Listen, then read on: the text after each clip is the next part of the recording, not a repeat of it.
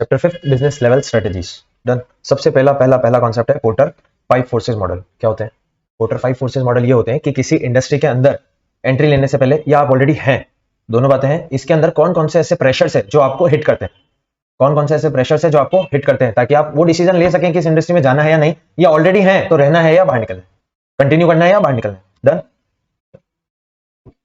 Every business operates in a competitive environment. Very true. तो इस वजह से अपन को पढ़ने पड़ेंगे कॉम्पिटिटिव प्रेशर्स। डन। किसने दिए थे?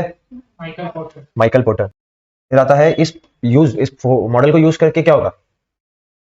कॉम्पिटिटिव एडवांटेज, दूसरों से आगे निकल जाओगे। क्यों? क्योंकि आप उसी बिजनेस में एंट्री लोगे जिस बिजनेस में स्कोप है, लेना चाहिए, मतलब जो अकॉर्डिंग टू द एनालिसिस जो करेक्ट है मतलब जो फेवरेबल है in terms of earning profits. और अगर आपका कॉम्पिटिटर है, उसने ये फोर्स इस मॉडल को अडॉप्ट नहीं किया, वो कॉम्पिटिटिव प्रेशर्स को एनालाइज करना भूल गया, वो उस बिजनेस में जाके एंट्री ले लेगा जिसके अंदर स्कोप नहीं है, तो आप आगे निकल जाओगे। Got my point? Adopt an approach to win over competitors in the done. फिर आता है it is a powerful and widely used tool. Chapter number 2 के अंदर भी इस टाइप का कुछ पढ़ा था। Likely strategic moves of rivals के ऊपर था।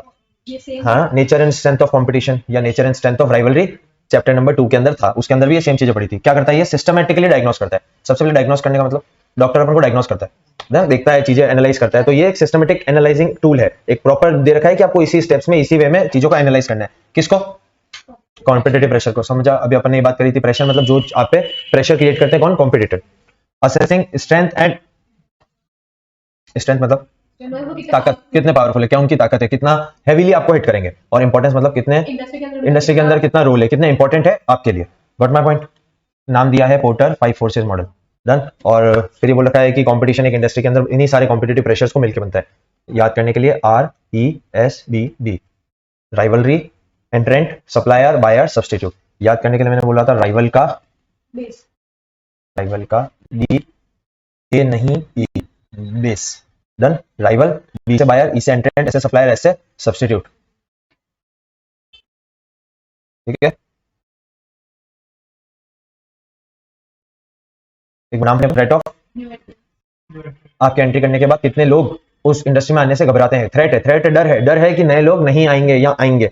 आपको वही चीज एनालाइज करनी है। फिर आता है थ्रेट ऑफ, लोग आपका गुड छोड़ के आपके सब्स्टिट्यूट प्रोडक्ट पे कितना इजीली शिफ्ट हो सकते हैं।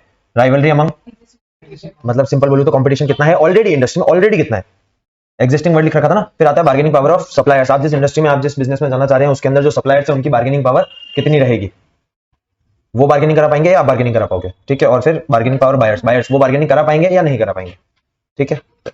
अब इस मॉडल को लगाने के 3 स्टेप्स, स्टेप 1, स्टेप 2, स्टेप 3। सबसे पहले इन पांचों को पहचानो, 1 2 3 4 5। Identify each competitive pressure. फिर इन ये पांचों प्रेशर अलग अलग आप पे कितना हिट करते हैं, आपको कितना इंपैक्ट करते हैं। सो एक का हर एक अलग अलग पे एनालिसिस करेंगे, हर एक अलग अलग का एनालिसिस करेंगे। क्या चीज के लिए? कि उनकी क्या स्ट्रेंथ है और क्या इंपॉर्टेंट है, कितना इंपॉर्टेंट है, कितना आपको इंपैक्ट करते हैं। Strength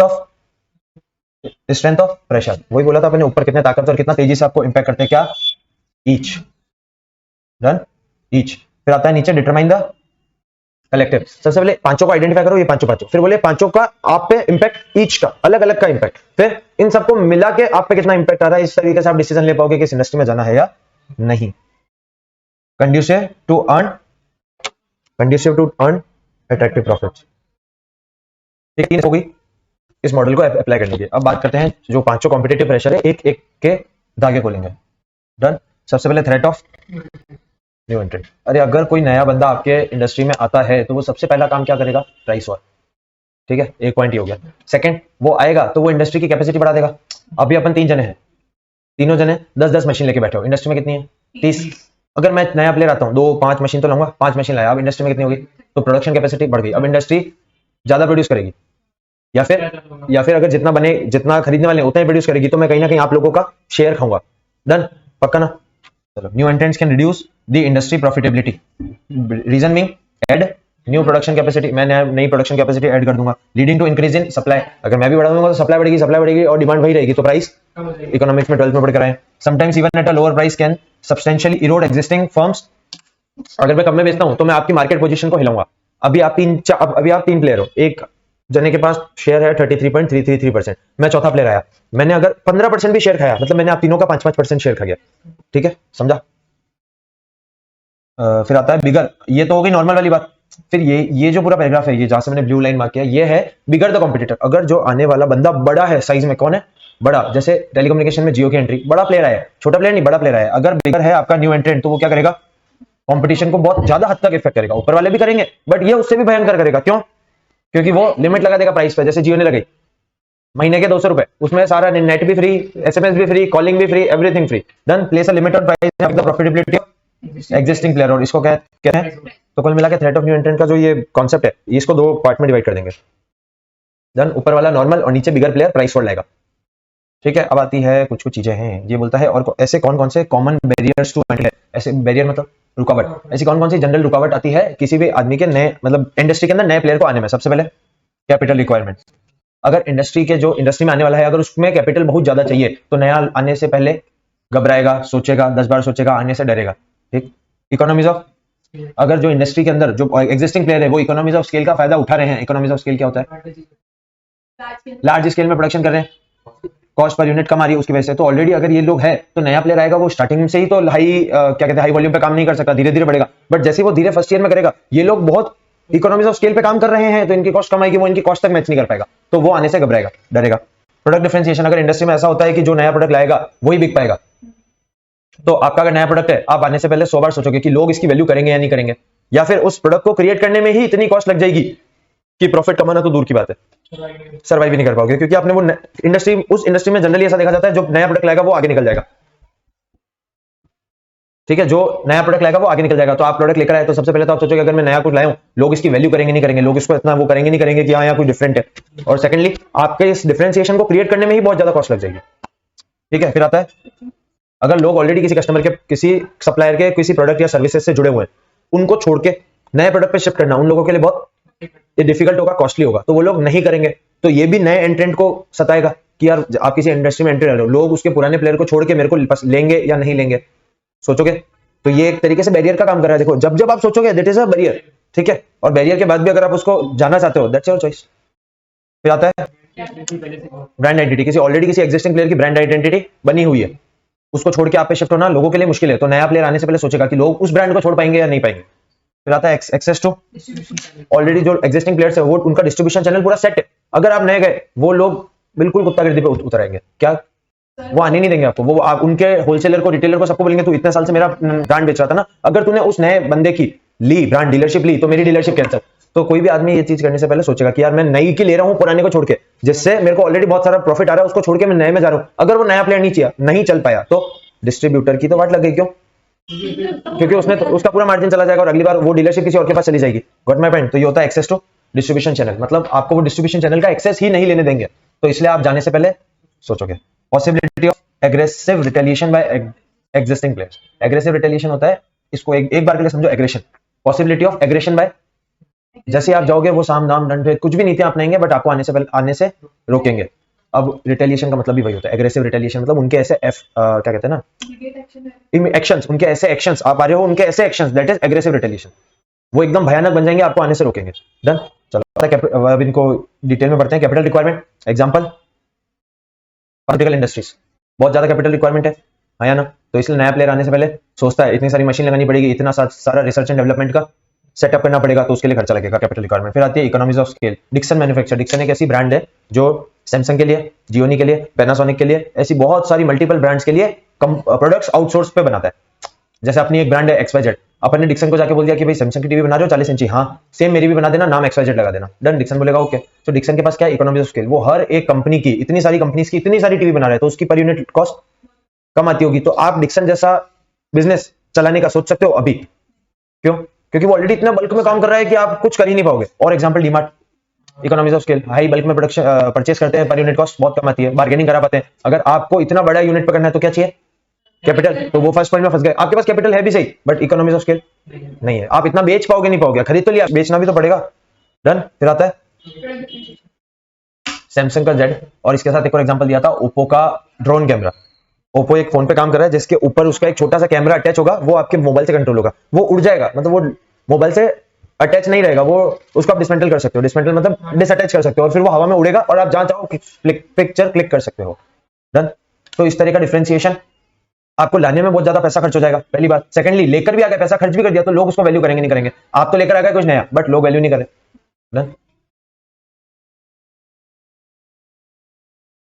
because the cost of creating genuine product differences may be too high for new entrants.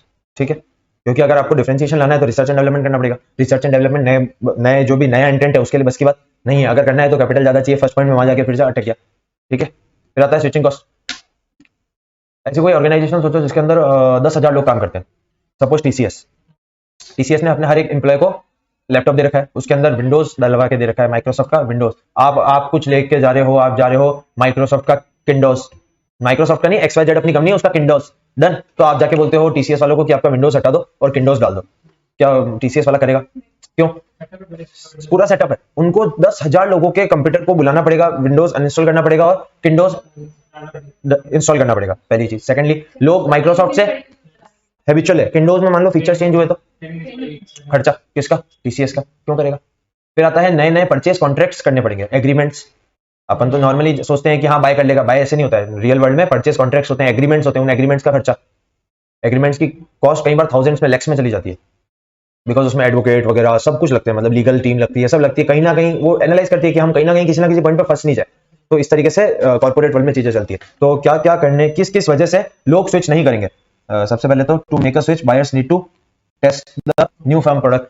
TCS को पहले किंडोज को महीने 2 महीने 3 महीने तक टेस्ट करना पड़ेगा कि उनके सारे सॉफ्टवेयर हमारे किंडोज पे चल रहे नहीं चल रहे, डन। तो 3 महीने का 1 2 3 बंदों की टीम बिठाएंगे जो चेक करेगी उनका खर्चा। नेगोशिएट न्यू परचेज कॉन्ट्रैक्ट, जो मैंने अभी बोला, परचेज कॉन्ट्रैक्ट्स नए बनाने पड़ेंगे, एग्रीमेंट्स। फिर आता है ट्रेन पर्सोनल्स, फिर आता है मॉडिफाई फैसिलिटीज। मॉडिफाई को अपन इसलिए ये बोल सकते हैं, मान लो अभी कोई एक ऐसा डिवाइस है या ऐसा कोई एंटीवायरस है जो टीसीएस ने हर लैपटॉप में डाल के दे रखा है, डन। वो विंडोज के साथ काम करता है, वो विंडोज के साथ काम नहीं करेगा, तो आपको आपके इंफ्रास्ट्रक्चर की फैसिलिटीज उस हिसाब से चेंज करनी पड़ेगी। ये तो मैंने सॉफ्टवेयर का एग्जांपल ले लिया, बट मान लो कोई हब है, स्विच है, कभी पढ़ा है हब स्विच क्या होता है? लैन, बहुत सारे कंप्यूटर्स को एक साथ कनेक्ट करने के लिए एक डिवाइस होता है, हब या स्विच कहते हैं, जिसके अंदर बहुत सारी केबल्स एक दूसरे के साथ लग जाती है और वो बीच का डिवाइस सबको आपस में कम्युनिकेट करने के लिए देता है। तो ऐसे हब और स्विच मान लो विंडोज के में चलते थे, विंडोज में नहीं चलेंगे, तो आपको चेंज करना पड़ेगा। ठीक है, ऐसी बहुत सारी इंफ्रास्ट्रक्चर की चीजें आपको सॉफ्टवेयर की वजह से चेंज करनी पड़ सकती है, डन। फिर बायर्स ऑफन इनकर substantial financial and psychological cost. Psychological cost मतलब फोकट की बेजमारी, और सब्सटेंशियल फाइनेंशियल कॉस्ट मतलब तो पैसे वाली कॉस्ट। किस चीज में आ सकती है? पर्सनल को ट्रेन करने में, फैसिलिटीज को मॉडिफाई करने में। फिर आता है ब्रांड आइडेंटिटी। अगर एग्जिस्टिंग कस्टमर्स एग्जिस्टिंग कंपनीज के साथ एसोसिएटेड है, क्यों? क्योंकि वो उसको अपनी ब्रांड मानते हैं, तो उनके माइंड से ये परसेप्शन हटाना कि वो आपकी ब्रांड है बट उसके प्रोडक्ट इतने अच्छे नहीं, हमारे ज्यादा अच्छे हैं, वो ब्रांड के साथ ज्यादा अटैच है, उनके माइंड से उस ब्रांड का लॉयलिटी निकलवाना और फिर अपनी लॉयलिटी क्रिएट करना बहुत मुश्किल होता है न्यू एंट्रेंट्स के लिए। Example, Maruti Suzuki. Maruti Suzuki India की कार, हर मिडिल क्लास फैमिली के घर में मारुति सुजुकी होती है। रीजन भी लो मेंटेनेंस, हर कोई आजू बाजू, हर कोई, हर दुकानदार, गली के बाहर, नुक्कड़ पे, हर गांव में मारुति सुजुकी की कार रिपेयर करना सबको आता है। बड़ी बड़ी ब्रांड्स की नहीं आता। आप जैसे किया लेके चले जाओ कहीं पे, उनको हवा ही नहीं लगेगी। रीजन नहीं, क्योंकि उसमें नई टेक्नोलॉजी है, मारुति सुजुकी की टेक्नोलॉजी से सब फेमिलियर है। तो इस ऐसी कुछ चीजें हैं जिससे कस्टमर मारुति सुजुकी के साथ एसोसिएटेड है, वो कहीं ना कहीं ब्रांड की आइडेंटिटी से एसोसिएटेड है, डन। इसलिए उसको छुड़वाना और अपना माल बेचना न्यू एंट्रेंट के लिए बहुत मुश्किल होगा। यही सब कुछ लिख रखा है कि encounter significant difficulty building up the brand identity, because customer loyalty जो उसने उस कंपनी ने बनाई है, वो उसका जेस्टेशन पीरियड मतलब बनाने का पीरियड बहुत हाई रहा होगा, when customers identify themselves with. चलो, फिर आता है एक्सेस टू डिस्ट्रीब्यूशन चैनल। पूरा उनका चैनल सेट है, आपको आने से रोकेंगे कौन? Existing firms can have significant influence over the and can impede मतलब restrict used by new firms. जो मैंने बोला था कि भाई डिस्ट्रीब्यूटर को बोल दिया तो उसकी एजेंसी लेगा तो मेरी एजेंसी छुड़वानी पड़ेगी, तो इसलिए वो नए की एजेंसी लेने के लिए कोई तैयार ही नहीं होगा, डन। फिर आता है पॉसिबिलिटी ऑफ एग्रेसिव रिटेलिएशन। इसका मतलब होता है कि आप जैसे ही गए, जो एग्जिस्टिंग फर्म्स है वो पागल हो गए, इस कुछ भी करो, इस फर्म को आने से रोको। पतंजलि गया, एचयूएल ने उस टाइम अपनी मार्केटिंग बढ़ा दी, एडवर्टीजमेंट ज्यादा देने लग गया, बाय वन गेट वन के ऑफर देने लग गया, 20-30% डिस्काउंट देने लग गया, होलसेलर रिटेलर्स को मार्जिन ज्यादा देने लग गया, ताकि कस्टमर को फोर्स करे कि आप एचयूएल ही लो, बाबा तो ठीक है एचयूएल ही लो, डन। ताकि क्या होगा, एक बार वापस 1 2 3 साल बाबा ट्राई करते पतंजलि, वो चले जाते, फिर वापस है जो वापस बैक टू नॉर्मल। ठीक बात है। इस तरीके से हो सकता है एग्रेसिव रिटेलिएशन बहुत सारी कंपनीज कर सकती है, एग्जिस्टिंग प्लेयर्स कर सकते हैं। तो ये चीज नए एंट्रेंट्स को सताएगी, मतलब एक डरा के रखेगी कि यार हम कहीं गए, एग्जिस्टिंग प्लेयर्स ने ऐसा कुछ कर दिया तो हमारी तो वाट लग जाएगी। इसलिए this will be used as a barrier of entry, done. समझने के लिए समझा। Capital requirement, pharmaceutical companies, economies of scale, Dixon, product differentiation, Samsung या ओप्पो का phone, switching cost, Microsoft, brand identity, Maruti Suzuki, access to distribution channel Coca Cola, और aggressive retaliation Patanjali versus HUL. Next point आता है bargaining power of buyers. Buyers की क्या bargaining power है? आपका जो प्रोडक्ट है वो जब आप मार्केट में बेचोगे, आप मार्केट अब अपने ना इंडस्ट्री डाल दी, सपोज आपने वो इंडस्ट्री के अंदर अपनी कंपनी सेटअप कर दी, अब आप प्रोडक्ट बना के बेचोगे, बायर्स क्या बार्गेनिंग करवा सकते हैं या नहीं? करवा सकते हैं, डिपेंड्स। ऐसा अपन ने कैसे बोल दिया करवा सकते हैं? डिपेंड करता है बायर ज्यादा है या क्या है, समझ रहे हो ना? अगर बायर ज्यादा है, जैसे कि अपन एयरप्लेन इंडस्ट्री की बात करते हैं, तो एरोप्लेन इंडस्ट्री के अंदर बायर्स तो ज्यादा है ना, सर्विस प्रोवाइडर्स कम है, बायर ज्यादा है, तो वो लोग बार्गेनिंग नहीं करा सकते, बिकॉज उनको नहीं 10 कंपनियों से लेनी पड़ेगी। इसके अंदर और एग्जांपल ले सकते हैं अपन, आईआरसीटीसी ट्रेन गवर्नमेंट चलाती है एक, और लेने वाले लोग इतने सारे, जो टिकट का प्राइस होता है वही होता है, बार्गेन करा सकते हो नहीं, बस वही चीज लिख रखी है। तो बार्गेनिंग कहाँ देखने को मिलती है अपन को? सर आप तो कोई भी एग्जांपल ले लो, सबके अंदर बायर ही ज्यादा मिलेंगे। तो ये बोल रहे हैं कि कुछ ऐसी इंडस्ट्रीज होती है जिसके अंदर इंडस्ट्रियल प्रोडक्ट्स होते हैं, मतलब ज्यादातर ये कॉन्सेप्ट जहां बायर कम है, ये कहां देखा जाता है? इंडस्ट्रियल प्रोडक्ट्स में। इंडस्ट्रियल प्रोडक्ट्स मतलब जैसे dies, raw material, industrial machineries का कोई स्पेयर पार्ट्स हो गए, मशीनरीज के अंदर डाइज या मोल्ड्स लग, ये जनरली देखा गया है इंडस्ट्रियल प्रोडक्ट्स में। इंडस्ट्रियल प्रोडक्ट्स वाले क्या करते हैं, जो 4-5 इंडस्ट्रीज है, जैसे मान लो कोई एक प्रोडक्ट है जिसको टाटा, अंबानी, अडानी और बिरला और इन सबको वो प्रोडक्ट चाहिए, डन। तो ये लोग क्या करते हैं, आपस में कार्टेल बना लेते हैं। कार्टेल कभी पढ़ा है? कार्टेल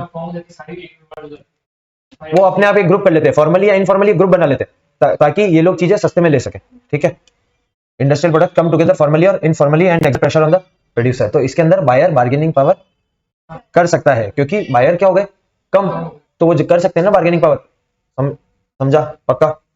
और pressure on existing firm to secure lower prices and better services, ठीक है। अब ये क्या करते हैं, ये कब देखा जाता है, जब बायर बार्गेन कर सकते हैं।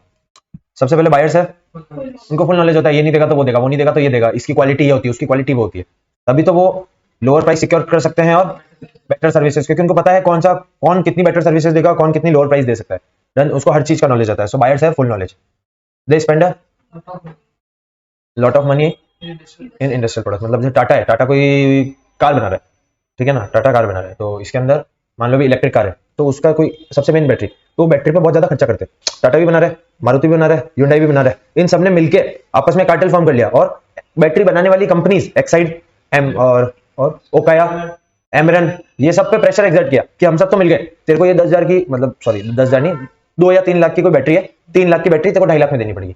इन सबने वो कार्टेल बना लिया। अब ओकाया इनको नहीं देगा तो किनको देगा? 2.5 लाख की बैटरी रेजिडेंशियल पर्पज में तो आके बेचेगा नहीं, इनको देनी पड़ेगी। तो इस तरीके से प्रेशर बना सकते हैं लोग। बट ये कब कर सकते हैं? Spend a lot of money. मान लो किसी कार के अंदर कोई 25-30 रुपए का आइटम लग रहा है, उसमें कौन माथा पूरी करेगा?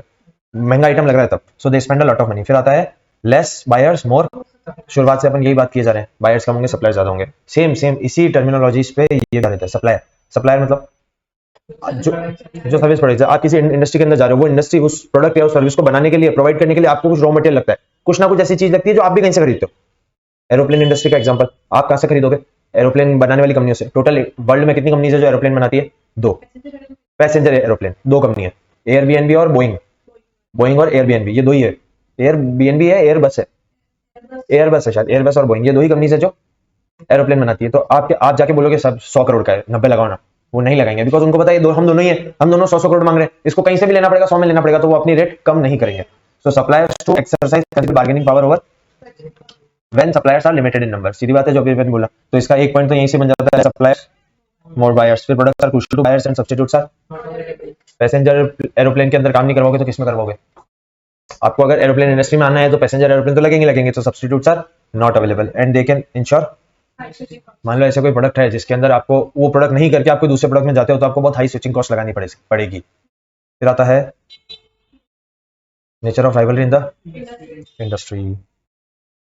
चलो, राइवलरी होना किसी इंडस्ट्री के अंदर ऑब्वियस है, होगी, कंपटीशन होगा ही होगा। Competitors influence strategic decisions at different levels. अलग-अलग हर लेवल पे इफेक्ट या इंपैक्ट करते हैं, बट सबसे ज्यादा इंपैक्ट किसका कहां देखा गया है? क्योंकि फंक्शनल लेवल पे होता है मार्केटिंग के अंदर अपन ने पढ़ा था प्राइस, याद है? सो फंक्शनल में होते हैं प्राइसेस, मार्केटिंग में advertisement, cost, production, HR, logistics, सारी कॉस्ट फंक्शनल कॉस्ट ही तो थी, फंक्शनल स्ट्रेटेजीज में ही तो पढ़ी थी, हाँ या ना? तो ये जो सारे, ये 3 ही चीजों पे कंपटीशन होता है, इनकी वजह से होता है या इन्हीं 3 चीजों पे होता है, और ये तीनों चीजें फंक्शनल पे देखी गई है, तो सबसे ज्यादा इफेक्ट फंक्शनल पे करती है, बट बिजनेस और कॉर्पोरेट को भी करती है, ठीक है? पक्का ये पढ़ने में आ रहा है येलो वाला। The more intense the rivalry the less attractive the. जितना कंपटीशन मजबूत होगा, तेज होगा, भयानक होगा, उतना ही इंडस्ट्री अट्रैक्टिव कम होगी, कम होगी, कम होगी, बहुत बढ़िया। बट अब ये कब कब देखा गया है कि है ना, राइवलरी, राइवलरी कब कब ज्यादा देखी गई है? जब इंडस्ट्री में कोई लीडर, फ्लिपकार्ट अमेजन, लीडर कौन है? कोई नहीं है, दोनों बराबर है, तभी तो ये दोनों लाते हैं सेल। फ्लिपकार्ट लाता है बिग बिलियन डे सेल और अमेजन लाता है great Indian festival day sale. तो दोनों सेल लाते रहते हैं, किस पे लड़ते हैं? Price war, price war. तो जब कोई लीडर नहीं होता तब सब लोग राइवलरी ज्यादा करते हैं, सब लोग प्राइस वॉर पे ध्यान देते हैं, ठीक है। So industry leader, industry leader, और strong industry leader can discourage price wars. अगर कोई लीडर होता तो वो डिस्करेज कर देता, होने नहीं देता। होने देता मतलब अगर आप गए, एक लीडर है, मान लो कोई कंपनी है जिसमें एक्स वाई जेड तीन कंपनी है, इसके पास 60% शेयर है, इन दोनों के पास 20-20 है। लीडर कौन है? एक्स, क्लियरली दिख रहा है। ये दोनों बोलते हैं कि प्राइस थोड़ी कम कर देते हैं। वो बोलेगा अच्छा मेरे से, समझ रहे हो ना, ईगो पे बात ले लेगा। और वो ये लोग 10 से 9 करेंगे, वो 10 से 6 कर देगा, बोले आप करके बताओ, समझ रहे हो। तो इस तरीके से, क्योंकि वो बड़ा प्लेयर है, उसके पास रिसोर्सेज ज्यादा है, वो बड़ा गेम खेल सकता है, ठीक है, because of its greater financial resources.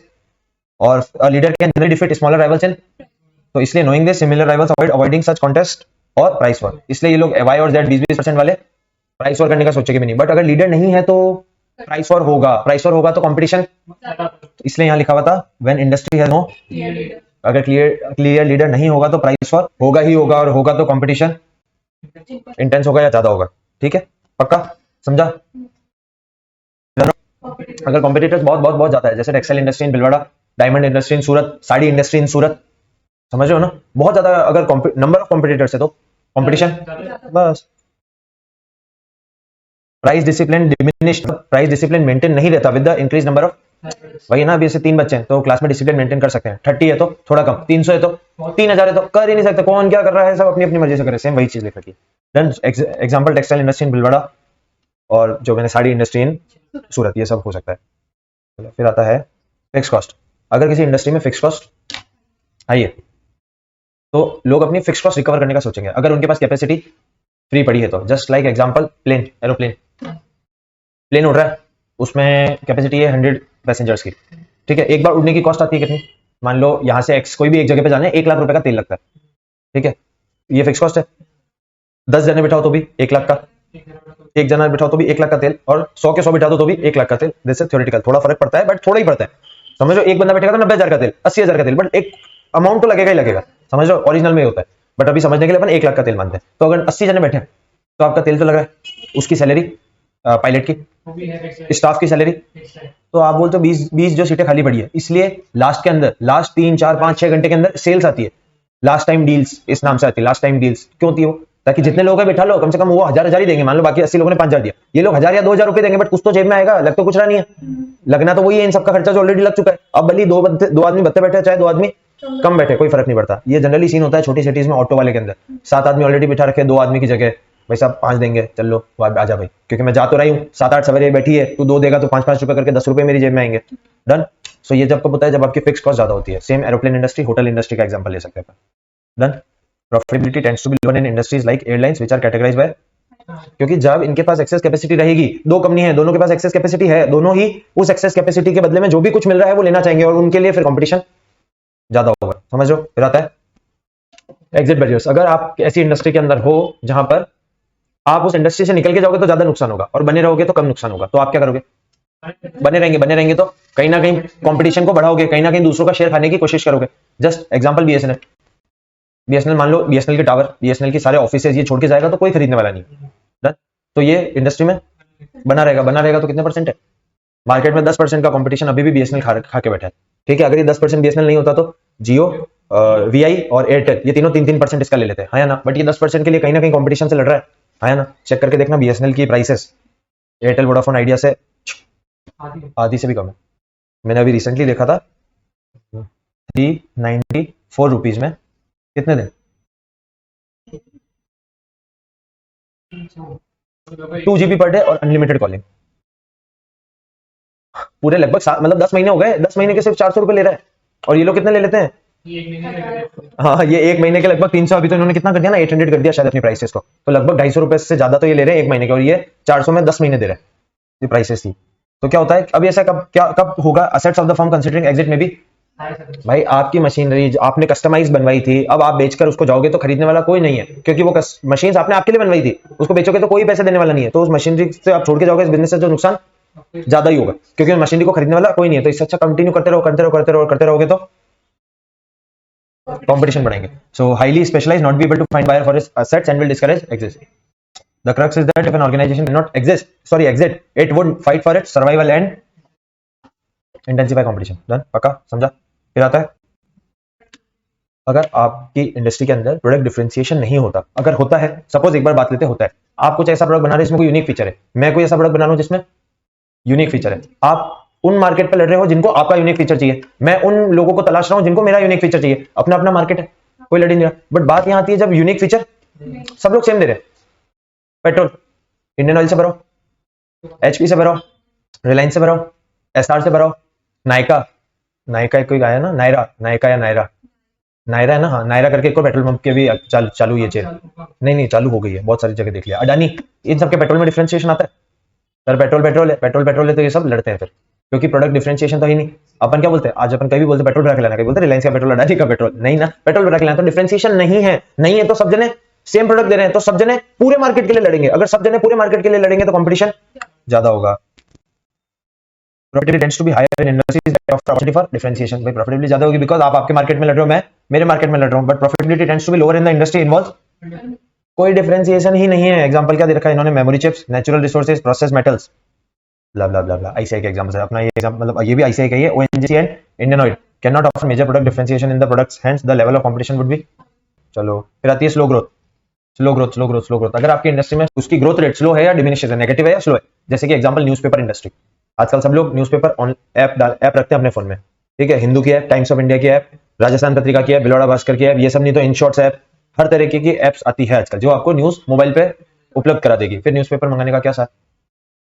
तो न्यूज़पेपर इंडस्ट्री की ग्रोथ, जितने भी एग्जिस्टिंग प्लेयर्स है वो क्या चाहते हैं, जितना मार्केट से हो सके खींच लो. तो ये लोग जितना हो सके उतना खींच लो के चक्कर में सब लोग कंपटीशन को बढ़ा रहे हैं. बस यही बात लिख रखी. Industries whose growth rate is declining tends to face more intense rivalry. It is because an industry growth decline, rival would offer it harder to grow or sustain there. भाई जब तक चल रहा है, मान लो इंडस्ट्री में पहले 100 चीजें बिकती थी, अपन 5 कॉम्पिटिटर्स थे, कितना सब पे आएगा, मतलब 20. अब इंडस्ट्री ग्रोथ रेट नेगेटिव है, मान लो पहले 100 कस्टमर्स थे, अब 90 में अपन 5 सबका शेयर कम हो गया, तो मैं क्या चाहूंगा मेरा 20 मेंटेन रहे, इस वजह से मैं लड़ूंगा. भले इंडस्ट्री का 90 हो गया, मेरा 20 मेंटेन रहना चाहिए. मेरे को ग्रोथ चाहे नहीं मिले बट एक्जिस्टिंग शेयर मेंटेन रहना चाहिए.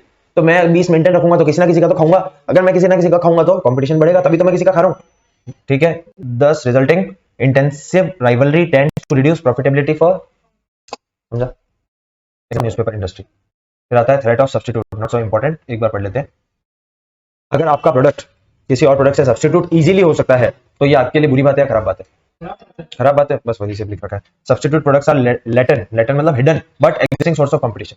होता है, दिखता नहीं है, चाय कॉफी, ऐसे बहुत सारे सब्स्टिट्यूट हो सकते हैं. मेरे एग्जांपल में कैमरा ने, मोबाइल फोन ने जैसे कैमरास को सब्स्टिट्यूट कर दिया. पहले घूमने जाते थे तो बैग में डिजी कैम होता था, ठीक है, अब फोन में 108 मेगापिक्सल कैमरा आने लगे. अभी रिसेंटली किसी का ऐड देखा था, शायद मोटरोला का था, 108 मेगापिक्सल कैमरा.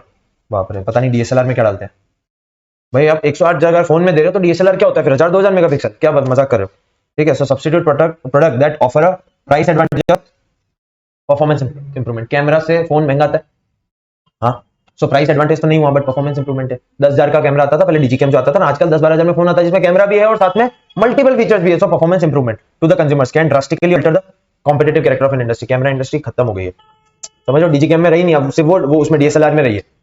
पहले वो समझो डीजी कैम वो आते थे ना, बस छोटा सा आता था.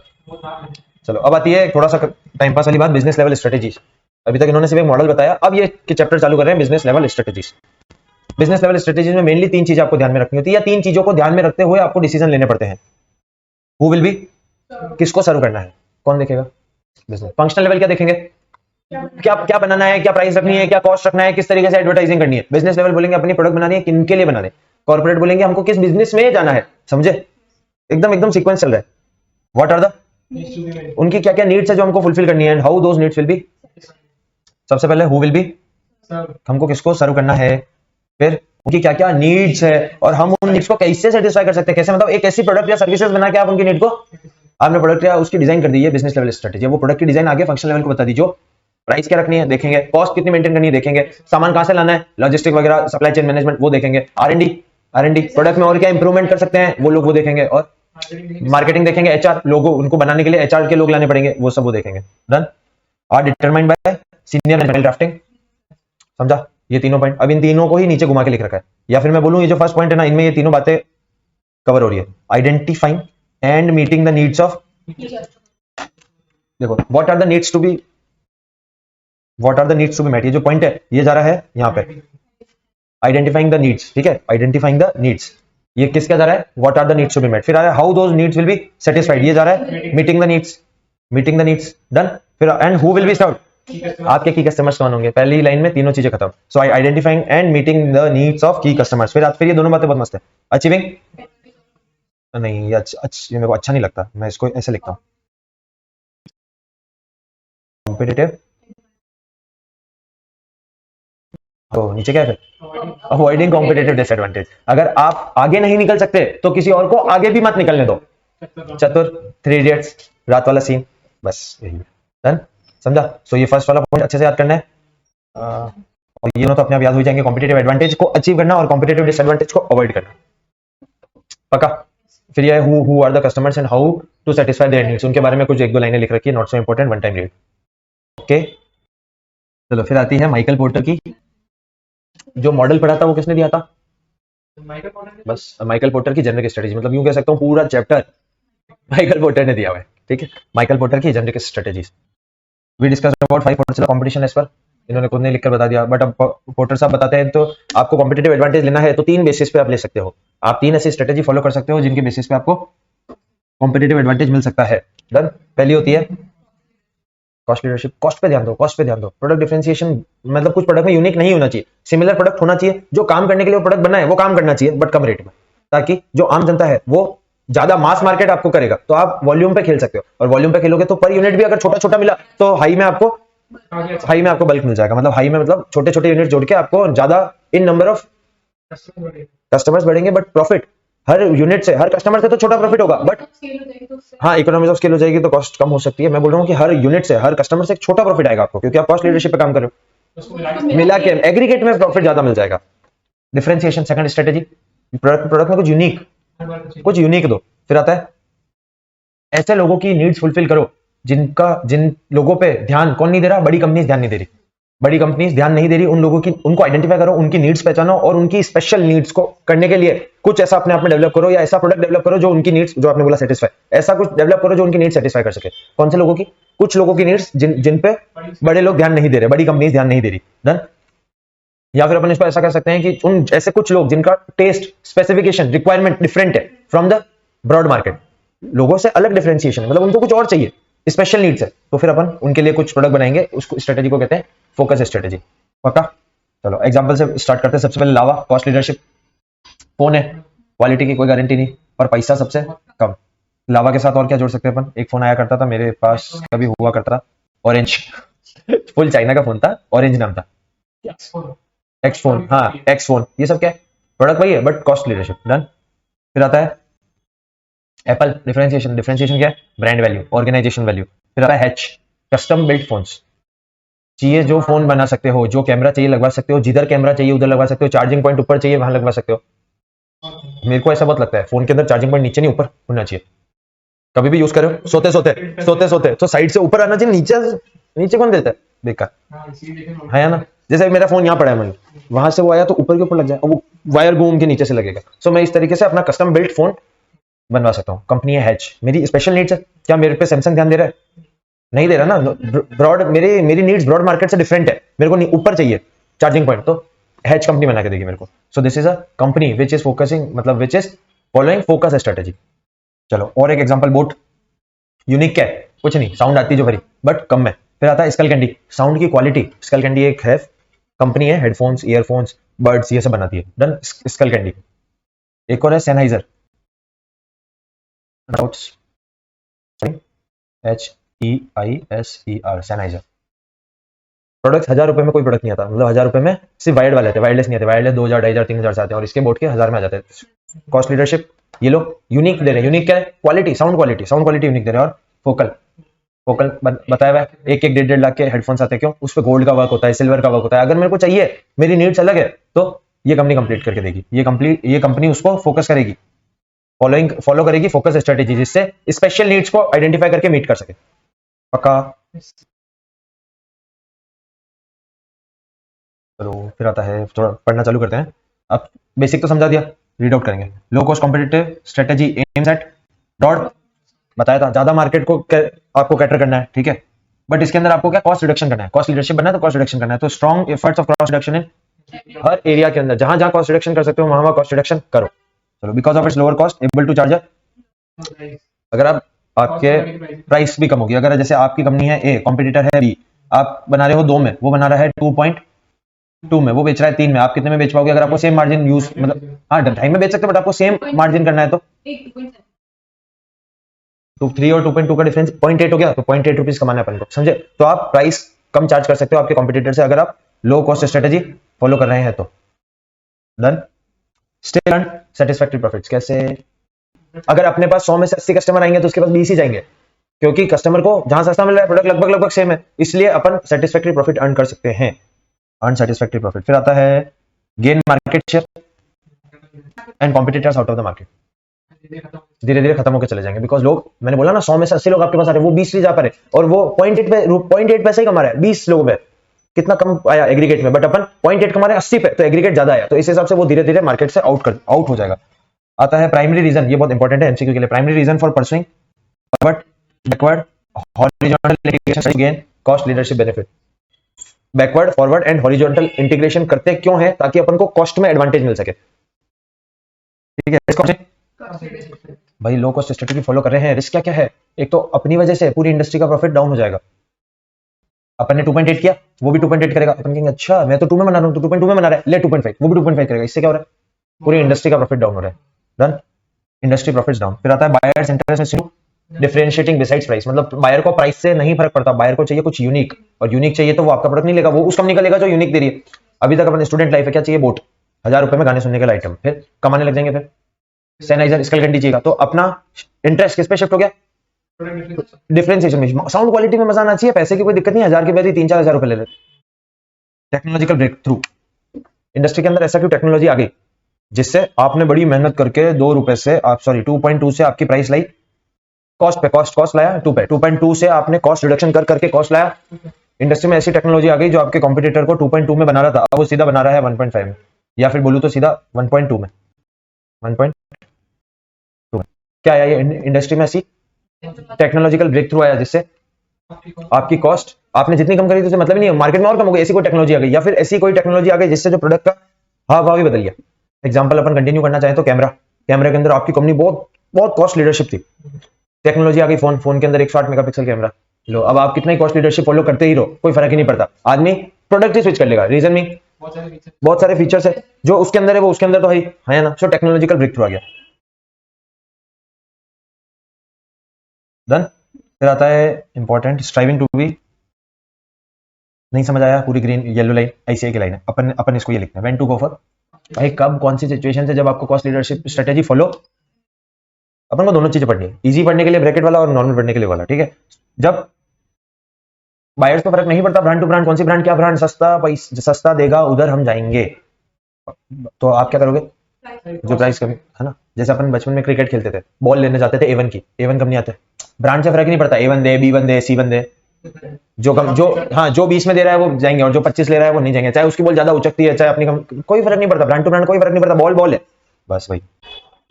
Large number of buyers with significant bargaining power, भाई बहुत सारे बायर्स है तभी आप ये कर सकते हो, कम बायर्स होंगे तो पर यूनिट कम लोगों पे अगर निकालोगे तो एग्रीगेट कम बैठेगा, ज्यादा लोग होंगे कम सबसे निकालोगे प्रॉफिट में तो एग्रीगेट ज्यादा बैठेगा। मैनी प्राइस सेंसिटिव बायर्स क्या है?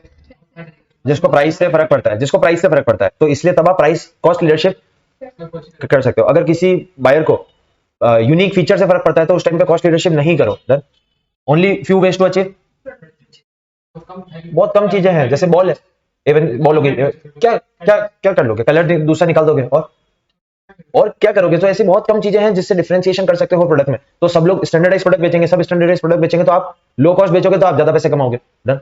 सो चलो, when to go for cost leadership strategy, जब कस्टमर को ब्रांड टू ब्रांड फर्क नहीं पड़ता। सेकंड, प्राइस सेंसिटिव बायर्स है और बायर्स बहुत ज्यादा है, लार्ज नंबर ऑफ बायर्स है, और लास्ट में कुछ ही तरीके हैं जिससे डिफरेंशिएशन अचीव किया जा सकता है, कुछ ही तरीके हैं, तो 10 में से 9 जने नॉर्मल बेचेंगे, 1 या 2 जने कॉस्ट, वो क्या कहते हैं, डिफरेंशिएशन पे जाएंगे, तो 8 जने बेच रहे हैं तो आप 8 जनों में लड़ो, किस बेसिस पे? कॉस्ट पे, कॉस्ट लीडरशिप पे। डन। फिर आता है achieving, important, achieving cost leadership strategy, सबसे पहले डिमांड फोरकास्ट करो, उस हिसाब से आप आपकी पूरी प्रोडक्शन फैसिलिटी तैयार कर सकते हो। डिमांड फोरकास्ट करना क्यों जरूरी है? 10, 20, 50, 100 लोग आएंगे तो आप ऐसे कैटर कर लोगे। यहाँ पे तो मास मार्केट आने वाला है, 1 लाख, 5 लाख, 10 करोड़ लोग, करोड़ों में लाखों में बातें होगी किसके पीछे?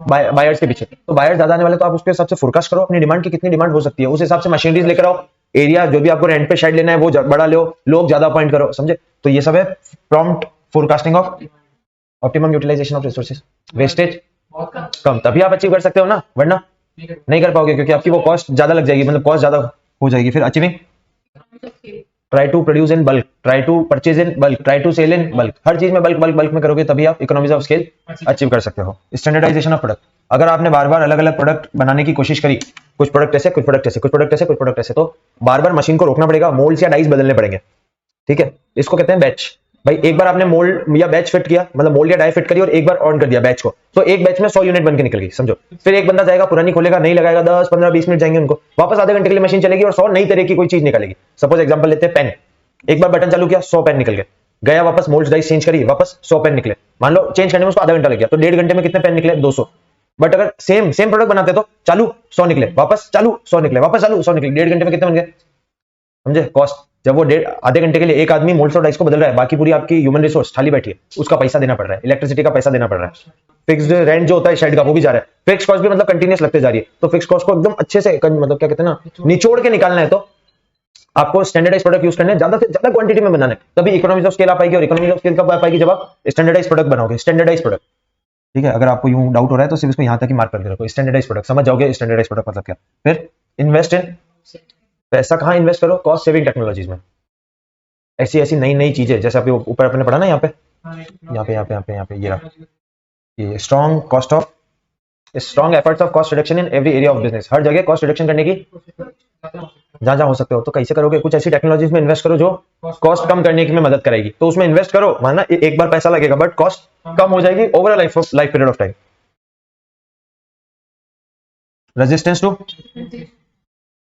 रेजिस्टेंस मतलब मना करना, अवॉइड करना, अवॉइड करो डिफरेंशिएशन को जब तक बहुत बहुत बहुत बहुत जरूरी नहीं है, डन? तभी तो आप कॉस्ट लीडरशिप अवॉइड मतलब अचीव कर सकते हो। अगर डिफरेंशिएशन की तरफ चले गए तो फिर बस कॉस्ट में आ जाए, तो वही चीज बोल रखी है। फिर आता है एडवांटेजेस ऑफ कॉस्ट लीडरशिप। देखो अभी इसके अंदर जो ऊपर अपन पोर्टर के 5 फोर्सेस मॉडल पर क्या है ना, सब के अंदर एडवांटेजेस सेम है, इनके बेसिस पे अपन को कॉस्ट लीडरशिप डिफाइन करनी है, समझे? चलो अब अपन सिर्फ ये देख के पढ़ेंगे। राइवलरी कंपटीशन कम होगा या ज्यादा, सॉरी मतलब आपके लिए पॉजिटिव है या नेगेटिव अगर आप कॉस्ट लीडरशिप फॉर्म हो तो? क्यों? अगर अपन कॉस्ट लीडरशिप है, मैं कोई प्रोडक्ट 2 में बना रहा हूं, मेरा पास वाला 2.2 में बना रहा है, क्योंकि आप 2 में बना रहे हो तो आप प्रॉफिट ज्यादा ले सकते हो, उसने कभी प्राइस घटाई तो आप भी घटा सकते हो, फिर भी आप प्रॉफिट ज्यादा हो गया, सो ये आपका एडवांटेज है, ठीक है? Competitors like avoid price war since the low cost firm will continue to earn profit even after competitors compete away their profit। compete away मतलब प्राइस वॉर करेंगे, वो कम करेंगे, हम भी करेंगे, उनका तो बहुत ज्यादा कम हो जाएगा प्रॉफिट, हमारा बड़ा रहेगा क्योंकि हमारी कॉस्ट कम है और सेलिंग प्राइस सेम है, डन? फिर आता है बायर्स। एक कंपनी है जो 2 रुपए में माल बेच रही है और एक कंपनी है 1.8 में माल बेच रही है। इस कंपनी को कॉस्ट पड़ती है 1 रुपीज, इसको पड़ती है रुपीज, नहीं इसको पड़ती है 1.2 और 1, ये सही है? चलो ये हो गया फर्स्ट का, राइवलरी में आपको बेनिफिट कैसे मिलेगा? आप ये फर्म हो, कॉस्ट लीडरशिप फर्म कौन सी है इसमें से? राइट वाली ना। 1 रुपीज में बना रहे हो, 1.8 में बेच पाओगे तो आप कंपटीशन से आगे निकल पाओगे, पहली चीज। सेकंड चीज, बायर। इस पोजीशन पे अगर मैं आपको बोल दूं कि आपको किसी एक कंपनी से चूज करना है प्रोडक्ट लेने के लिए, 1.8 क्यों? पैसा कम ले रहा है, बस वही चीज बोल रखी है। फिर आता है सप्लायर, पढ़ो सप्लायर।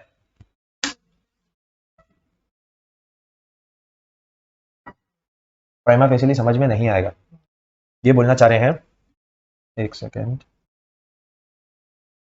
हाइपोथेटिकल एग्जांपल, फर्म ए फर्म बी, इसको एक रॉ मटेरियल खरीदते हैं 1 में, ये खरीदते हैं रॉ मटेरियल कॉस्ट, बाकी इनकी कॉस्ट लगती है 1 पॉइंट, ये लगती है 1, टोटल कॉस्ट कितनी?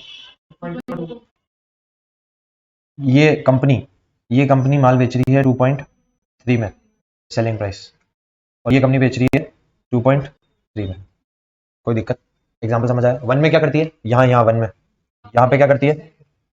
रॉ मटेरियल परचेज करती है सप्लायर से, सप्लायर ने प्राइस बढ़ा दी, सप्लायर ने प्राइस कर दी 1 पॉइंट, कौन सी कंपनी की वाट लगेगी? क्यों? साला 2.2 तो कॉस्ट आ रही है, 2.3 पे बेचा है, 10 पैसे पे तू मतलब बिजनेस कर रहा है और सप्लायर ने तो अब क्या एनजीओ खोलेगा क्या?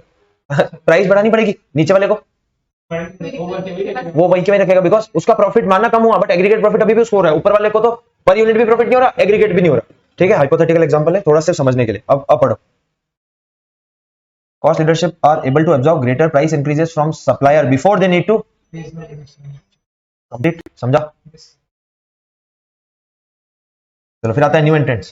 अगर लो कॉस्ट फर्म है आपकी तो नया लोग आने से पहले सोचेंगे, क्यों? क्योंकि मार्केट में इतने कम है। अगर कोई एक कंपनी है ए जो 1.2 में बना रही है, बी कंपनी है जो 1 में बना रही है, तो कोई आने से पहले सोचेगा कि 1 में कैसे बना रही है, मैं बना पाऊंगा या नहीं बना पाऊंगा। अगर मैं नहीं बना पाया, मेरी 1.1 भी कॉस्ट आई तो भी मैं बी को कंपीट नहीं कर सकता। अगर आई तो मान लो 1.1 ही नहीं आई और इसकी 1.4 आके लगी तो चलो किसी को भी कंपीट नहीं कर सकता। सो अगर ऐसी कोई फर्म से जो आने का सोच रही है वो आने से पहले 100 बार सोचेगी। अगर आपके पास कॉस्ट लीडरशिप है तो this is the advantage to you. Low cost leaders create barriers to market entry through continuous focus on. चलो फिर आता है सब्स्टिट्यूट्स। अगर एक है प्रोडक्ट ए और एस, ये उसका क्या? आपका ए प्रोडक्ट की सेलिंग प्राइस है 1.2 क्योंकि आपकी इसकी कॉस्ट पड़ रही है 1, इसकी भी सेलिंग प्राइस है 1.3 या मैं बोल सकता हूँ 1.2 और कॉस्ट पड़ रही है मान लो इसकी भी 1। ठीक है, सोचना अगर आप कॉस्ट लीडरशिप फर्म हो तो क्या आपको छोड़ के बंदा सब्स्टिट्यूट प्रोडक्ट पे जाने की सोचेगा? क्यों?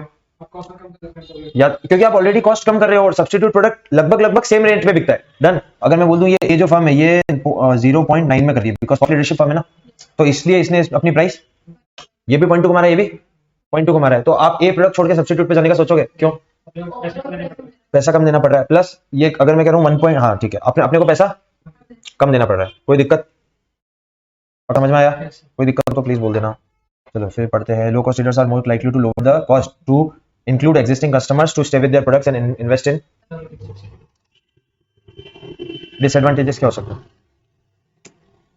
देखो अपन है कहां, पहले ये समझो। माइकल पोर्टर की स्ट्रेटेजी कॉस्ट लीडरशिप, डिफरेंशिएशन और फोकस। अपन ने कॉस्ट में पहले अपन थोड़ा बेसिक स्ट्रक्चर पढ़ा, पैराग्राफ, फिर पढ़ा रिस्क क्या क्या है कॉस्ट लीडरशिप लगाने की, कब लगानी चाहिए, when to go for cost leadership. फिर आता है अचीविंग कॉस्ट, कैसे अचीव कर सकते हो, कैसे मास स्टैंडर्ड प्रोडक्ट बनाओ, ऑप्टिमम यूटिलाइजेशन करो, इन्वेस्ट करो उस टेक्नोलॉजी में जो सेव करा के दे आपको। देन कॉस्ट सेविंग टेक्नोलॉजीज और प्रॉम्प्ट, हाँ economies of scale, prompt forecasting of demand और लास्ट में लास्ट था avoid of differentiation until it is necessary to do so. Done, ये हुआ। फिर आते हैं एडवांटेजेस, फिर आते हैं समझा अपन कहां चल रहे हैं। जब तक ये पता नहीं पड़ेगा कि आप चैप्टर में चल कर रहे हो, पढ़ने में कनेक्शन नहीं बैठता। ठीक है, डिसएडवांटेज क्या हो सकते हैं कॉस्ट लीडरशिप के? अगर आपके पास कॉस्ट एडवांटेज है तो जब तक नहीं चलेगा बिकॉज आप पता है इसमें अपन ने यहाँ क्या किया, इन्वेस्ट इन। जैसे कॉम्पिटिटर को पता पड़ा अच्छा इसने इस टेक्नोलॉजी में इन्वेस्ट किया तब जाके इसको कॉस्ट कम वो भी कर देगा।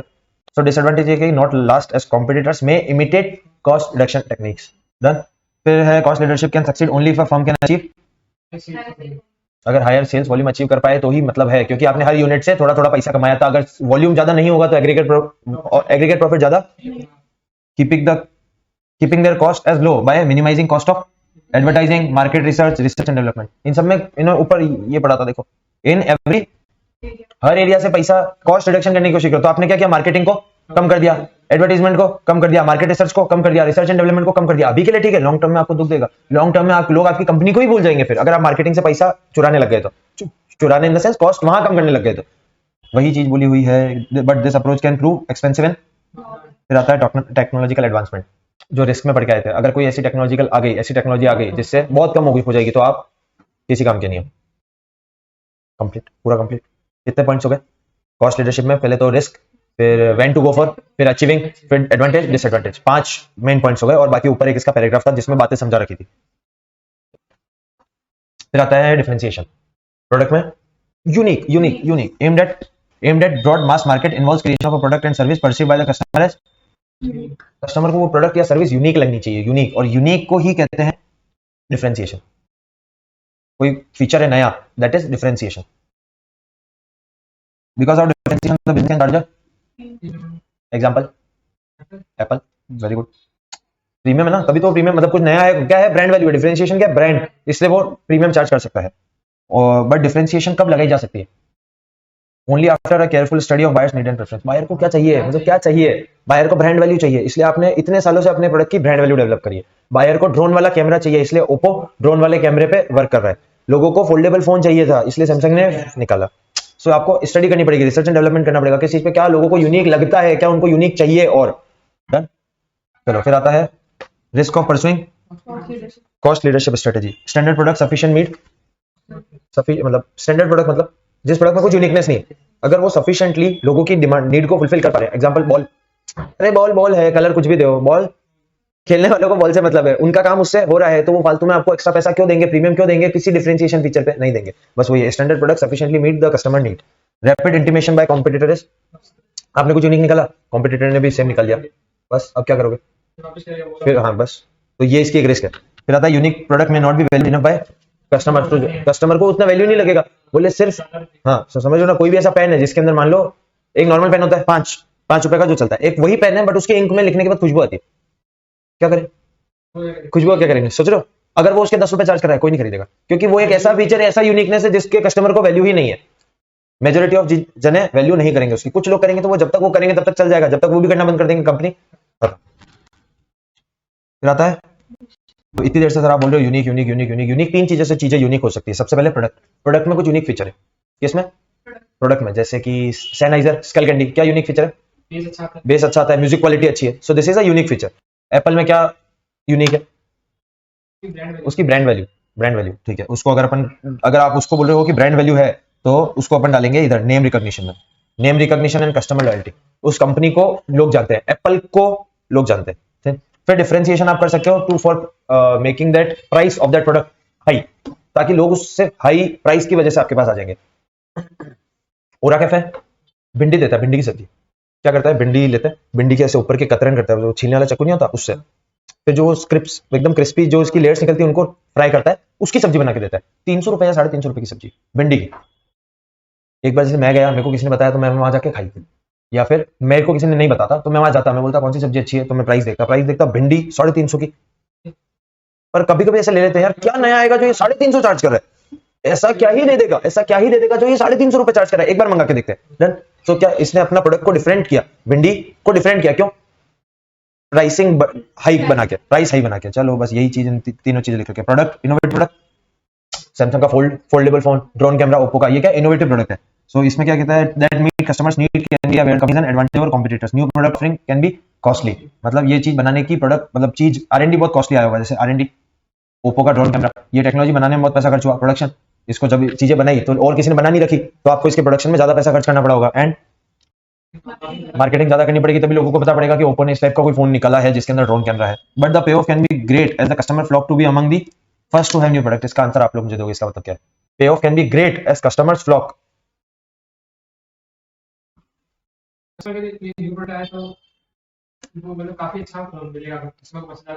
एग्जाम्पल, एप्पल का जब नया फोन लॉन्च होता है, पागलों की तरह यूएस में उसके स्टोर के बाहर लाइन लगा के बैठ जाते, क्यों, क्योंकि उनको फर्स्ट आना है कि हमारे पास सबसे पहले बार ये प्रोडक्ट आया। बस वही चीज लिख रखी है कि pay off can great at customer flock, flock मतलब कूद पड़ता है, उछल पड़ता है, जंप कर सकता है, first to have the new product.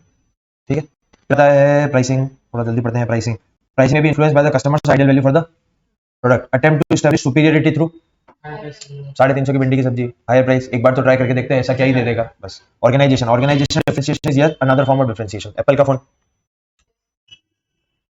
Recognition and customer loyalty, जो once an Apple always an Apple. Location advantage भी कभी कभी हो सकता है, मानसरोवर, HQ कैफे, क्या डिफरेंट है, टेस्ट तो वो का वही है, टेस्ट तो वो का वही है, जगह जगह में बात है, समझ रहे हो। रूफटॉप क्यों इसलिए चले, नीचे भी सब लोग जब स्टार्टिंग में भिलवाड़ा में रूफटॉप आए थे, वो इतने क्यों चले, जगह जगह भाई, छत पे बैठ के खुले में व्यू इतना अच्छा कलर है, समझो वैसा है। Specific advantage that the organization possesses, कुछ ऑर्गेनाइजेशन के पास स्पेशल एडवांटेज है, रूफटॉप का, HQ कैफे का, या फिर नेम रिकॉग्निशन का, ब्रांड है। डन। फिर आता है अचीविंग, ऊपर पड़ा था अचीविंग कॉस्ट लीडरशिप। कैसे डिफरेंशिएशन अचीव करेंगे, सबसे पहले आपके प्रोडक्ट में ऐसा कुछ दो जिससे कस्टमर को यूटिलिटी मिले, कस्टमर को वैल्यू लगे कि हाँ यार इस यूनिक फीचर की कुछ वैल्यू है। टेस्ट एंड प्रेफरेंसेस, टेस्ट मतलब खाने वाला नहीं, एक वो क्लास ऑफ टेस्ट होता है ना, टेस्ट एंड प्रेफरेंसेस। फिर आता है इंप्रूव, हमेशा नया नया प्रोडक्ट जो निकालोगे उसमें परफॉर्मेंस इंप्रूव होनी चाहिए। आईफोन X या 10 उससे बेटर 11 था, 11 या 12 था, 12 से अब 13, हर टाइम परफॉर्मेंस इंप्रूव होती जा रही है। ऑफर दी हाई क्वालिटी प्रोडक्ट, भाई आप इतना पैसा चार्ज कर रहे हो, डिफरेंशिएशन ले रहे हो, तो क्वालिटी तो अच्छी देना ही, यूनिक फीचर भी देना, नॉर्मल क्वालिटी भी अच्छी देना, समझा। रैपिड बाद में करते रहो, वरना इसका रिस्क क्या थी, थर्ड वाली रिस्क पढ़ो, सॉरी थर्ड नहीं सेकंड, आपने कुछ नया निकाला, उसने कॉपी कर लिया, अब वापस आप नया निकालो ना, तभी तो आपका प्रोडक्ट बिकता रहेगा। जब तक वो समझेगा, परखेगा, कॉपी करेगा, तब तक आप कुछ नया निकाल दो। तो रैपिड इनोवेशन करना पड़ता है, rapid product innovation to keep up with the dynamic environment के हिसाब से बार बार कुछ नया निकालो। Enhancing brand image and brand value, आपकी ऑर्गेनाइजेशन की इमेज और ब्रांड वैल्यू को हमेशा बढ़ाने के लिए काम करते रहो। धीरे धीरे over a period of time बढ़ जाएगी।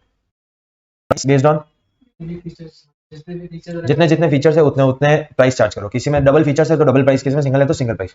जितने फीचर्स उस हिसाब से चार्ज करना प्राइस। चलो फिर आते हैं एडवांटेजेस। वापस एडवांटेजेस कौन से होंगे? वही माइकल पोर्टर के 5 rival, buyer, supplier, entrant, substitute. Easy है। राइवल क्यों आप राइवलरी मतलब कंपटीशन क्यों आपके लिए एडवांटेज है? डिफरेंशिएशन में आप कुछ यूनिक दे रहे हो। जिस कस्टमर को यूनिक चाहिएगा वो आपके पास दौड़ा चला आएगा, आपको ढूंढते चला आएगा, आपको उसके पास जाने की जरूरत नहीं है। So brand loyalty act as a safeguard against competitor. It means the customer will be less sensitive to price increases as long as the firm can satisfy the needs of its customer. आपके unique feature से जब तक आप उसकी needs को satisfy कर पा रहे हो तब तक वो चला के आपके पास आएगा। प्राइस को मैटर, हाँ उसको मैटर नहीं करता प्राइस। बायर्स अगर आप उनको कुछ यूनिक दे रहे हो तो वो लोग नेगोशिएट नहीं करेंगे। अगर वो करेंगे तो आप बोलोगे यूनिक फीचर छोड़ दे, चले जाओ कॉस्ट लीडरशिप फर्म के पास। वो लोग ऐसे कुछ सेम प्रोडक्ट दे देंगे कम रेट का, मेरे पास क्या मिलेगा? यूनिक। तो यूनिक के अंदर they do not negotiate for prices as they got. चलो फिर आता है सप्लायर्स। आप जहां से लेकर आ रहे हो बिकॉज डिफरेंशिएशन, आप ज्यादा प्राइस चार्ज कर रहे हो तो अगर सप्लायर ने प्राइस बढ़ा भी दी तो भी आपको कोई लोचा नहीं है। They can afford to absorb higher cost of suppliers and the customers willing to pay extra. Got my point? समझा? पक्का ना? क्योंकि आप प्रीमियम चार्ज कर रहे हो। अपने इसके डेफिनेशन में पढ़ा था, देखो कहां गया ये, कहां गया ये प्रीमियम। डन। एंट्रेंट आपके लिए एडवांटेज कैसे? आप ऑलरेडी एक फर्म जो डिफरेंशिएशन कर रही है, न्यू एंट्रेंट आने से पहले सोचेगा कि आऊं कि नहीं आऊं। क्यों? क्योंकि इस इंडस्ट्री में डिफरेंशिएशन होता है। अगर मेरा डिफरेंशिएशन फीचर लोगों को पसंद नहीं आया तो, या मैंने जो डिफरेंशिएशन निकाला उसमें बहुत ज्यादा पैसा खर्च हो गया तो देखो ये डायरेक्टली ये प्रोडक्ट है ना, देखो एक बार पढ़ते हैं। Innovative features are entrants generally avoid this feature because it is tough for them to provide product with special features at the. थोड़ा समझ नहीं आया ना? अभी अपन देखते हैं, अभी अपन यही पढ़कर आए हैं। ये कहां था? ये थ्रेट ऑफ न्यू एंट्रेंट्स में। थ्रेट ऑफ न्यू एंट्रेंट्स में third point product cost of creating genuine product differences में be too high for the. समझा? बस वही चीज के वही वापस लिखी कि अगर आप डिफरेंशिएशन कर रहे हो, पहले बोला एंट्रेंट के अंदर डिफरेंशिएशन है, अब बोला डिफरेंशिएशन के अंदर एंट्रेंट। इनोवेटिव फीचर्स आ रहे हैं, ये चलो ये तो पढ़ लिया ना, सॉरी। फिर आता है सब्स्टिट्यूट। लोग सब्स्टिट्यूट पे नहीं जाएंगे बिकॉज जो उनको फीचर चाहिए वो किसके पास है? सिर्फ आपके पास है। Substitute products can't differentiated products because they have high brand value and enjoy customer loyalty. Done. फिर इसके आते हैं डिसएडवांटेजेस, जल्दी पढ़ते हैं। डिसएडवांटेजेस, यूनिकनेसेस, धीरे धीरे लोग उसको यूनिक कंसीडर करना बंद कर देंगे। जैसे कि एग्जांपल टीआरसी का पास्ता, एक टाइम में बहुत यूनिक टेस्ट था, बहुत यूनिक था। आजकल ऐसा मन ही नहीं होता जाने का, या तो अपन इतनी बार जा चुके हैं या उसको कुछ इनोवेट ही नहीं किया, वही का वही टेस्ट चले जा रहा है, थोड़ा और कुछ नया ला। समझ लो मेरी बात? बस वही है। Uniqueness is difficult to sustain, charging too high price. अगर बहुत ज्यादा हाई प्राइस चार्ज करेगा तो मान लो मार्केट में टीआरसी सॉरी बाकी पास्ता 100 में मिलते हैं, टीआरसी वाले का टेस्ट है तो वो 120 ले रहा है। ठीक है, सही है। मार्केट में पास्ता 100 के मिलते हैं, टीआरसी वाले के पास टेस्ट है वो 250 रुपए ले रहा है। टेस्ट के लिए वो इतना दिया जाता है क्या? Customers to switch off to the another alternative. कम टेस्ट खा लेंगे, 250 की जगह 100 2 खा लेंगे, उसके बाद भी पैसे बच जाएंगे। ठीक है। Differentiation fails to work if basis of something is not. वापस वही रिस्क में भी यही चीज थी कि उन्होंने वैल्यू नहीं किया, और डिसएडवांटेज भी यही है कि आपने ला दिया, बहुत पैसा भी खर्च कर दिया, अब उसकी कोई वैल्यू नहीं कर रहा। फिर आता है फोकस स्ट्रेटजी। क्या होता है? Industry segment that is of sufficient size and has good growth potential, not crucial to the success of. Focus strategy are most effective customers have distinctive preferences. Distinctive माने लोगों से अलग, डिफरेंट प्रेफरेंसेस है, different requirements है। तो उन लोगों की रिक्वायरमेंट्स या प्रेफरेंसेस को कैटर करने के लिए आपकी फर्म कुछ प्रोडक्ट बनाएगी जो सिर्फ उन लोगों की कस्टमर रिक्वायरमेंट या प्रेफरेंस को सेटिस्फाई करेंगे। That is focus strategy. When the rival firms are not attempting to specialize in the Nita Ambani का फोन या फिर कस्टमाइज फोन चाहिए क्या? सैमसंग हर एक बंदे के पास जा जाके कस्टमाइज फोन कर नहीं, तो एक कंपनी बनी हैच, उसने क्या किया? लोगों की नीड्स को पहचाना, आपको क्या चाहिए और वो कस्टम बिल्ड फोन देती है। Done. Concentrate on a particular group of customers, कुछ पर्टिकुलर ग्रुप ऑफ कस्टमर जिनको कुछ नया चाहिए, जैसे कि कस्टमाइज फोन। ज्योग्राफिक मार्केट, इसका एग्जांपल क्लास में दिया था मैंने। टाटा स्काई पे अपने रीजनल चैनल नहीं आते, जैसे बिलवाड़ा का चैनल है लोकवाणी, है ना, वो टाटा स्काई पे नहीं आता, वो किस पे आता है? अपने लोकल चैनल्स पे। तो वो लोग क्या कर रहे हैं? जिन लोगों को लोकल चैनल चाहिए, लोकवाणी चैनल चाहिए, उन लोगों की रिक्वायरमेंट्स को कैटर करने के लिए यहाँ पे एक दो फर्म है जो क्या कर रही है? सिर्फ फोकस मार्केट पे ट्राई करिए, वो भी कहाँ का, भिलवाड़ा का, बिकॉज लोकल चैनल का है भिलवाड़ा का, सो ज्योग्राफिक मार्केट्स, समझा, या फिर पर्टिकुलर किसी गांव का जहाँ पे टाटा स्काई पहुंच ही नहीं पाया वहां का, और product particular product line segments in order to well defined, ये पढ़ना वापस से, in order to serve but narrow market better than competitors who serve, ठीक है। भिलवाड़ा का एक चैनल ये है ना कंपनी, रेडियंट, रेडियंट है शायद, हाँ जो भी है स्पेलिंग ऊपर नीचे, radiant, radiant and Tata sky. Radiant क्या कर रही है, वेल डिफाइंड, वेल सर्व कर रही है किनको, छोटे लोगों को, नैरो मार्केट को, नैरो मार्केट को, जो लोगों की प्रेफरेंस अलग है या ज्योग्राफिक मार्केट उनका छोटा है, जहां तक टाटा स्काई अभी तक पहुंच भी नहीं पाया, इनको बहुत अच्छी तरीके से सर्व कर रही है, better than competitors who serve, so radiant is focusing on following a focus strategy. Then अब इसकी रिस्क क्या हो सकती है, न्यूमरस कॉम्पिटिटर्स रिकॉग्नाइज, अगर आप सक्सेसफुल हो गए तो और लोग आएंगे, और लोग आएंगे, मतलब टाटा स्काई भी आ सकता है, और लोग भी आएंगे और टाटा स्काई भी इसमें कूद पड़ सकता है, क्यों, अब टाटा स्काई लेकर आ गया, उनके हर चैनल के साथ एक रीजनल पैक आता है, regional pack, Rajasthani regional pack choose कर लोगे तो राजस्थान के हर सिटी के सारे लोकल चैनल्स उस पे आएंगे, पहले नहीं आते थे, उसने भी देखा कि ये छोटी छोटी कंपनी मेरे से आगे क्यों निकल रही है, या आगे नहीं निकल रही तो बढ़िया परफॉर्म कैसे कर रही है, लोगों को लोकल चैनल चाहिए, अपने अंदर लोकल चैनल लेकर आ गया, numerous competitors recognize the successful focus strategy and imitated, consumer preferences में डिजायर्ड बाय द, अभी आपकी स्पेसिफिक प्रेफरेंस थी, अब आपकी नॉर्मल प्रेफरेंस हो गई है, गॉट माय पॉइंट, डन। फिर आता है इसमें भी, आप फोकस के अंदर भी दो, फोकस कॉस्ट लीडरशिप और फोकस, अगर आप फोकस मार्केट में कॉस्ट लीडरशिप बने हुए तो आपका मार्केट छोटा, सबसे पहले फोकस मतलब नैरो मार्केट, नैरो मार्केट के अंदर दो कंपनीज है, X company Y company, X company और वाई कंपनी दोनों उस नैरो मार्केट को कैटर कर रही है, एक्स कंपनी अपनी प्राइस कम करना चाह रही है ताकि वो वाई से आगे बढ़ पाए, कौन सी strategy, focus cost leadership, focus differentiation, दोनों उसी फोकस मार्केट को ट्राई कर रहे हैं, एक्स या वाई, बट मैं कुछ नया देने की ट्राई कर रहा हूं उस फोकस मार्केट के लिए, उनकी कुछ डिफरेंट स्पेसिफिकेशन है, हम दोनों दे रहे हैं, उसके साथ साथ मैं कुछ और यूनिक देने की ट्राई कर रहा हूं, फोकस डिफरेंशिएशन, एक बार पढ़ लोगे समझ आ जाएगा, नॉट सो टफ, ठीक है, और not so important from examination point of view also, ठीक है। फिर achieving cost leadership, sorry achieving focus strategy, एक सेकंड, एक करेक्शन है यहाँ पे, ये है, बट यहाँ इसमें क्या लिख रखा है, परसुइंग, नोट्स में चेंज कर देना, परसुइंग डिफरेंशिएशन स्ट्रेटजी, वो कट कॉपी पेस्ट किया था ऊपर से तो वही रह गया। चलो फिर आता है फोकस स्ट्रेटजी, मतलब सबसे पहले niche, what do you mean by niche, इतनी देर से अपन पर नीश, नीश मतलब वही छोटा मार्केट, नीश मतलब छोटा छोटा छोटा, ठीक है, नीश, तो पहले ढूंढो, स्पेसिफाई करो कि आपको आपका क्या नीश है, आप क्या करने वाले हो, सर हम लोग इन लोगों को कैटर करने वाले हैं जिन लोगों को कस्टमाइज्ड फोन चाहिए, तो आपने नीश मार्केट बना लिया, पहले टारगेट किया, फिर उस हिसाब से स्किल्स बनाई, उस हिसाब से लोगों को लेकर आए, उस हिसाब से हार्डवेयर सॉफ्टवेयर सब लोगों के साथ टाई अप किया कि हमको जब जब चाहिएगा आपसे आएंगे, कैमरा बनाने वाली कंपनी कोई और, प्लास्टिक बनाने वाली कंपनी कोई और, बाहर अगर सिल्वर की क्या सिल्वर की बॉडी है तो सिल्वर का काम करने वाला कोई ज्वेलरी शॉप मतलब ज्वेलर, फिर लोगों को उन सबको असेंबल करने के लिए टेक्नीशियन, इन सबको लेकर आए ताकि आप उन नैरो मार्केट की नीड्स को कैटर कर सको, generating high efficiency for serving, मतलब बहुत बढ़िया काम करके दोगे तभी, क्योंकि वो ऑलरेडी तो कस्टमाइज बिल्ड फोन चाह रहे हैं, उसमें कोई गलती हुई तो बिल्कुल बर्दाश्त नहीं करेंगे, तो एफिशिएंसी आपकी हाई होनी चाहिए। 2 मिनट का टॉपिक और बस, एडवांटेज और डिसएडवांटेज। एडवांटेज क्या हो सकता है, premium prices can be charge, जैसे कि कस्टमाइज फोन के वही फोन 20,000 में सैमसंग दे देगा, बट वही 20,000 में फीचर सेम, बट कैमरा अलग जगह और फिंगरप्रिंट सेंसर अलग जगह, समझ लो, चार्जिंग सॉकेट अलग जगह, इन सबका आप प्रीमियम प्राइस चार्ज कर सकते हो, बिकॉज आपने कस्टमाइज फोन बनवाया है। Due to the tremendous expertise new entrants may be find difficult to, अरे नए लोग आने से डरेंगे, इतना सब कुछ सेटअप करना पड़ेगा, इन सब लोगों के साथ टाई अप करना पड़ेगा, इस कंपनी का तो ऑलरेडी टाई अप है, हम क्या करेंगे। चलो, distinctive core competency not be able to pursue, कुछ नीश मार्केट को देने के लिए आप में कुछ स्पेशल होना चाहिए, समझ रहे हो, किस कहां से मटेरियल लाना, किन लोगों से काम करवाना, किस कंपनी से कैमरा खरीदना ताकि प्रोडक्ट बेस्ट मिल सके, ये सब मिलके बनते हैं आपकी core competency.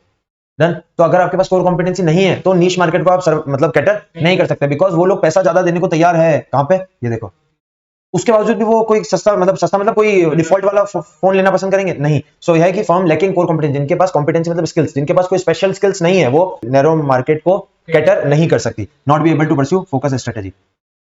Limited demand of the product, cost are, product की डिमांड कितनी होगी, कुछ जानते ही बहुत कम है कि कस्टम फोन बनते हैं, सोचो लेते तो कितने कम देने होंगे। डन। और उनकी एक एक को बनाने में कॉस्ट बहुत हाई होती है, भले प्राइसेस भी आप हाई चार्ज करते हो बट कॉस्ट भी हाई आती है, बिकॉज मान लो पूरे महीने में 10 फोन आए आपके पास, ठीक है, और 10 फोन 10 दिन में बन गए, बट जो आपका बंदा था टेक्नीशियन, वो पूरे 30 दिन की सैलरी आपसे लेके जाएगा। Got my point. In long run niche को डिसअपियर और taken over by Tata Sky example, Tata Sky का एग्जांपल। डन।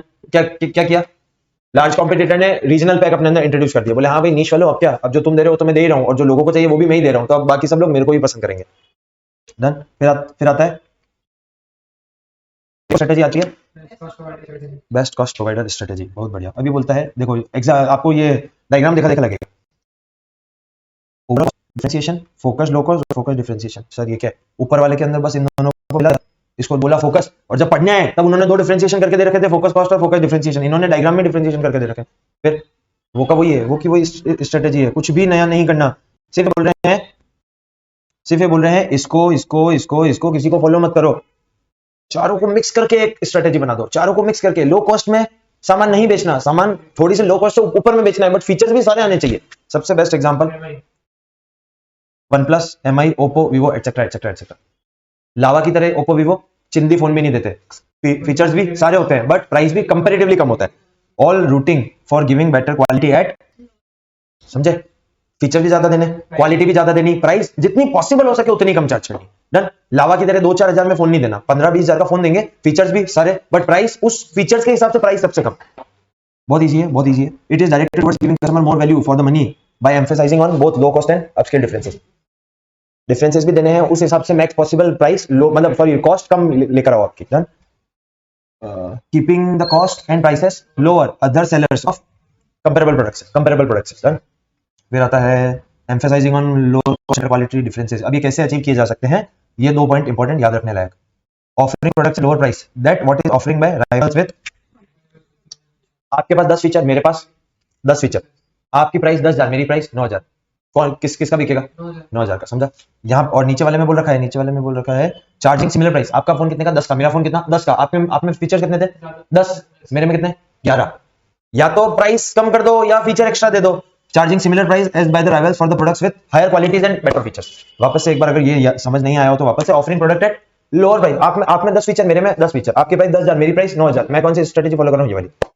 सेकंड में आपकी प्राइस 10,000, मेरी प्राइस भी 10,000, आपके पास 10 फीचर थे, मेरे पास 11 या 12 फीचर है, प्राइस सेम बट मेरे फीचर ज्यादा, लोग मेरे को पसंद करेंगे। मैं कौन सी स्ट्रेटेजी फॉलो कर रहा हूँ? Best cost leadership strategy, sorry best cost provider strategy.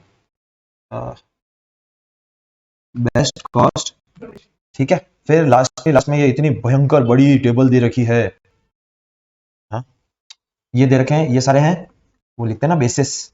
किन बेसिस पे डिफरेंशिएशन कर रहे हो? लो कॉस्ट का, डिफरेंशिएशन का, फोकस लो कॉस्ट और फोकस डिफरेंशिएशन। इसको मैं काट के यहाँ लिख देता हूँ सिंपल फोकस।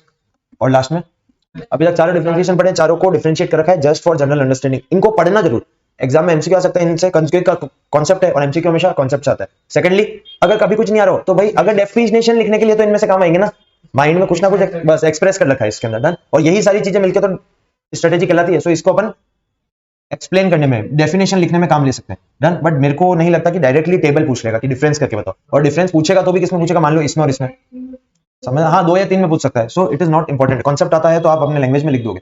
डन। बट एक बार ये हो तो ये इंपॉर्टेंटली याद कर लेना, ये सारे बेसिस। गलती से टेबल आ गई तो भाई बेसिस पता होंगे, कॉन्सेप्ट तो दिमाग में आई, अंदर कुछ भी लिख देंगे। डन। बट बेसिस नहीं पता होंगे तो फिर है ना, ये वाला कॉलम अपन को एग्जाम में मतलब बनाना ही नहीं पड़ेगा, डायरेक्टली 2 लाइन लिख दो और अपनी इच्छा से डिफरेंशिएशन कर दो। Got my point? ट्राई कर लेना, नॉट सो इंपॉर्टेंट।